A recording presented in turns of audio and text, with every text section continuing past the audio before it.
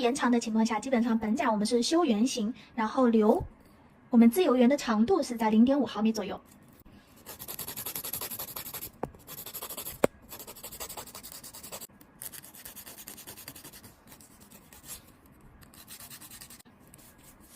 好，我们来看一下这个样子的一个甲型。好的，接着我们来刻模甲面。打磨机刻模的话，我要强调一下转速不要开得太高，4是它的固定转速。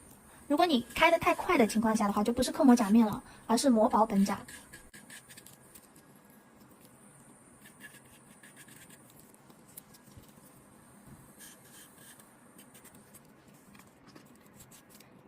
只要创造划痕就可以了，看得见吗？不需要像这个样子反复打磨，反复打磨的话就是磨薄本甲，这一点需要大家注意一下。使用95的酒精清洁干净甲面，捏一个小尖尖，抠进我们的甲廓的缝隙，把灰尘都清理干净。因为我们今天教的是日式的浅贴延长，浅贴的甲片是这种款式，它是非常超薄无痕的。然后我们要挑选合适大小的甲片，合适大小是什么一个意思呢？就是一定能左右同时包裹住我们的 AB 点，这是非常重要的。所以一定是卡住了之后，左右你自己要观察到位啊。然后我们会发现压平了之后，因为这是扇形甲，相对来说会比普通指甲要挑大1号的。我们把两边的收口，这个小尖尖凸起来的小尖尖稍微打磨一下就可以了。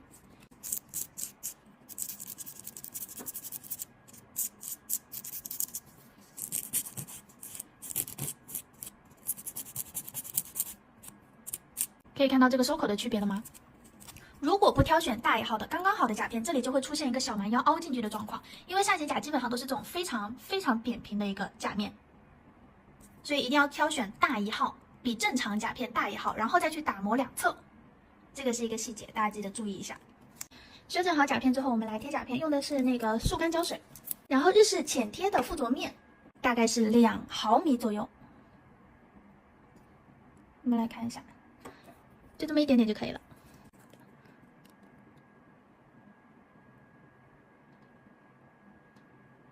然后贴甲片的时候，一定不要看我们的甲面，要看我们的指骨。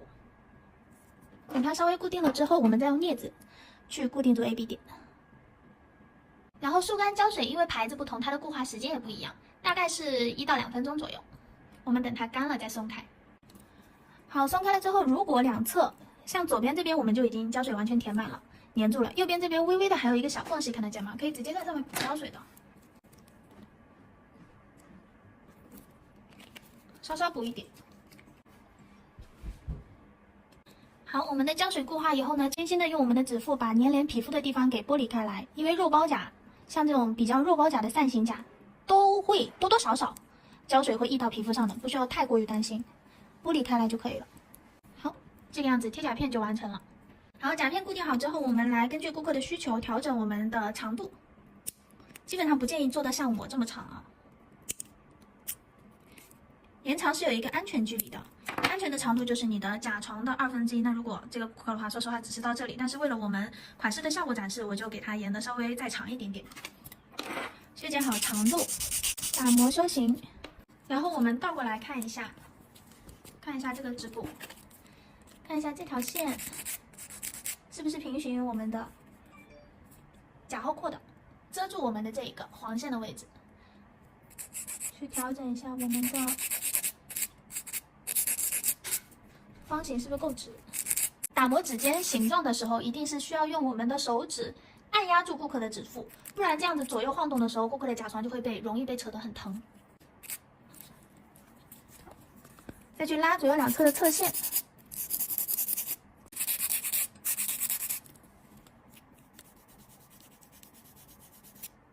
修整好甲型之后，我们用打磨头去打磨我们两侧的台阶。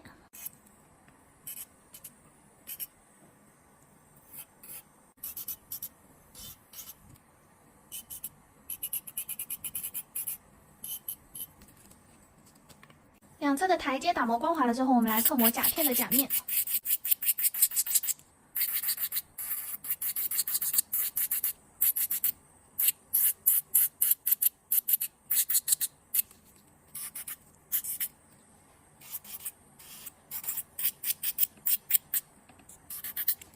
刻磨甲片的时候，注意不要磨到我们的本甲哦。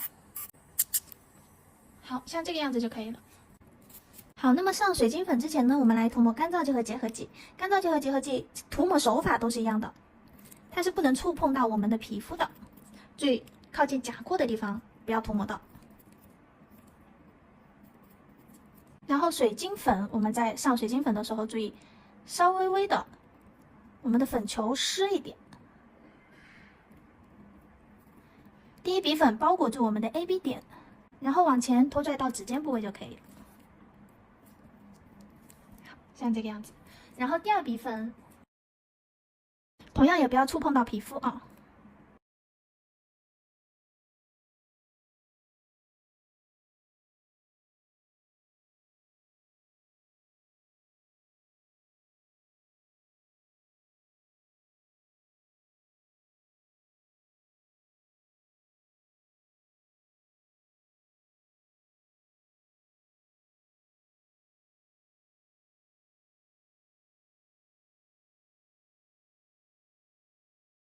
好像这个样子就铺粉完成了。我们等它稍稍固化一下，然后来塑形。我们来看一下它现在的一个宽度啊。塑形的时候呢，我们再去敲击它的时候，它会有一个比较清脆的声音。然后现在是比较软的状态，所以它是没有声音的，并且水晶液根据水晶液的快干、中干、慢干的水晶液的型号不同，它的干燥时间也不一样。新手建议大家去买慢干的水晶液，比较好操作。好，然后我们来听一下它的声音。听得到这个清脆的声音吗？等声音变清脆了之后，我们再开始塑形。要夹的是我们的 AB 点的指甲，而不要夹到顾客的皮肤了，是这个地方，看得见区别吗？慢慢的施力，然后问一下顾客的感受。你会疼吗？不疼。好，根据顾客能承受的力道，我们去进行一个塑形。我们看一下，肉眼可见它已经变得很瘦了。关于扇形甲的矫正，真的很建议大家去用水晶粉做矫正，出来的效果特别的好。AB 点的宽度调整好了之后，我们来调整指尖的 C 弧，看一下，用塑形棒放到这个中间去，然后左右两侧去挤压一下，使得我们指尖的弧度能成一个非常完美的半圆形。我们可以看一下，看得见吗？塑好形之后，我们就可以去用打磨机打磨一下我们衔接处，然后再处理死皮。水晶粉的话，水晶粉延长基本上都是需要后期打磨的，所以死皮是留到我们在打磨修形之后再进行处理的。好的，接下来我们来使用打磨机修形，把后缘的小台阶给磨掉，然后局部水晶粉特别厚的地方，我们来进行打磨一下。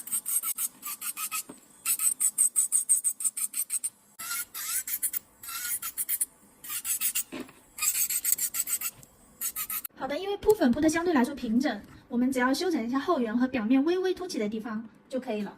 然后我们使用砂条去打磨我们甲型的侧线。打磨侧线的时候，注意我们的这个 AB 点的地方不是这样抬起来修的，这样就会有个坑，一定是往外翻开的去修磨我们的侧线。这个地方要拉直成一条直线。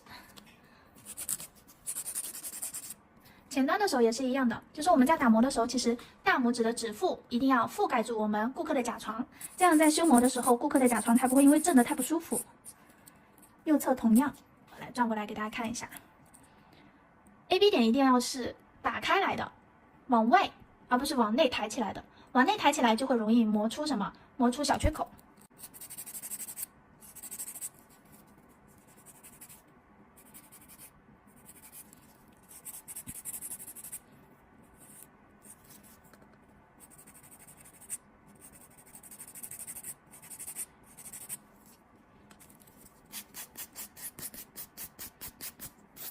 好的，我们来观察一下指尖部位的左右对称，指尖部位的左右对称。好，然后我们来看一下侧线的锋利度。好的，我们延长做完之后呢，我来教大家做一个花卉的款式。涂抹底胶时，大拇指和小拇指可以辅助我们撑开甲廓部分，使得我们的底胶能更深入，但是不要碰到皮肤。照灯60秒，平涂一层透粉色不照灯，叠加我们的灰紫色的色块。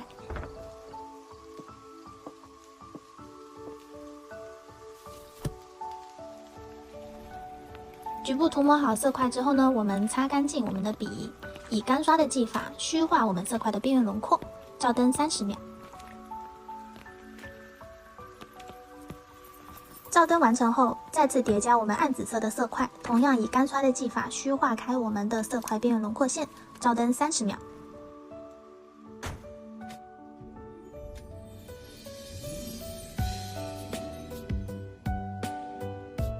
接着利用浮胶粘贴我们的云锦粉，大面积粘贴，大概范围是整甲面的2/3左右，后缘和指尖部分注意要留白。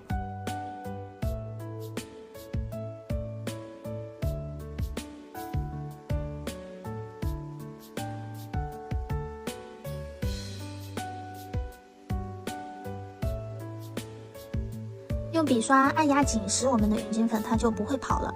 然后不照灯，我们直接在上面叠加加固胶，包裹住云锦粉。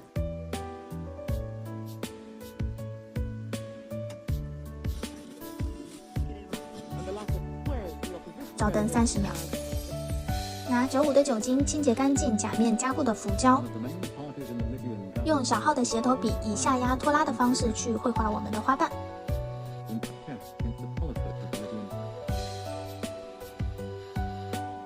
这款花朵的款式呢是对角的方式，但是仔细去观察，就是我们每一个花瓣的大小它其实是不一样的，是一个不规则的比较分散形式的一个花瓣。注意保留空隙，因为接下来我们还要叠加第2层和第3层的花瓣，所以你不要一下子把这个花瓣都画满了，一定要留有缝隙的同时，我们花瓣与花瓣的形态大小都是不一样的。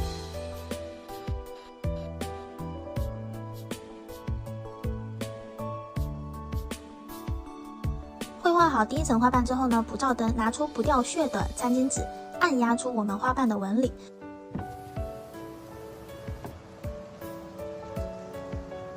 调整好花瓣的纹理之后，我们去照灯60秒。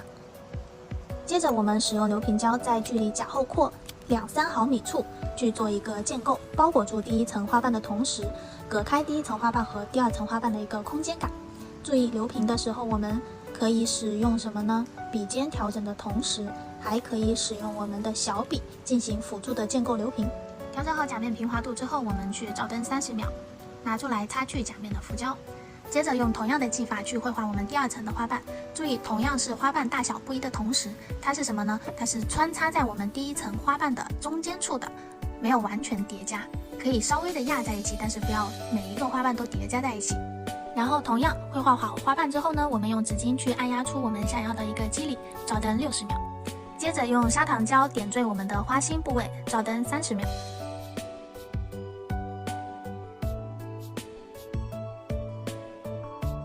接着我们使用擦洗封层去做一个最后的流平建构。那么为什么要使用擦洗封层呢？是因为我们接下来要在封层上面去叠加我们的第3层的花瓣的同时，要去贴钻。像钢化封层、镀金封层这类非常光滑的封层的话，你在这上面叠加胶体的话，它其实是容易剥落的。但是擦洗封层的话，它是有附着力的，所以一定要使用什么呢？一定要使用擦洗封层去做一个最后的打底的动作。那当然仅限于这个款式。好的，我们来用小笔调整我们的建构的平滑度。倒置的时候，特地给大家拍了这个倒置的镜头，我们仔细去观察一下，就是你在做建构的时候，你为什么做的不够平滑？就是你倒置过来的那一条抛物线，它不够流畅，大家一定要注意这个细节。然后擦洗封层的话，照灯2分钟。照干后，我们拿出来用酒精擦干净甲面的浮胶，绘画第3层的花瓣，同样是采用彩绘胶。不过呢，这个彩绘胶是免洗的，而且我们是不会在上面再做封层的。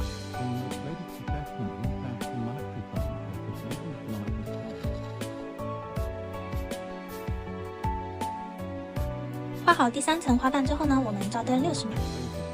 接着使用拉丝胶在甲面上点缀少量的细线条。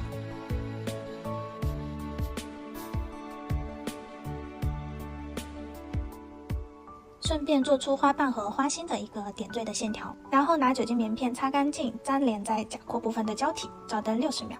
接着用圆尖头打磨甲面上我们要粘贴钻饰的部分，擦去多余粉尘后，使用粘性好的粘钻胶涂抹粘贴部位，放上我们的小金石碎片。老师放的就是那个水晶石搭配的金色的小石头。摆放好位置之后呢，我们去照灯60秒。接着我们用粘钻胶包裹石头，并且填补饰品间的缝隙，照灯30秒。最后使用擦洗封层整体包裹住我们的石头，注意它的尖锐部分我们要稍微涂厚一点的胶，但是只是石头上涂厚一点，然后边缘的衔接处的话就是轻微的带过就可以了。包裹好后照灯2分钟，最后擦去浮胶就完成啦。最后我们来欣赏一下成品吧，拜拜。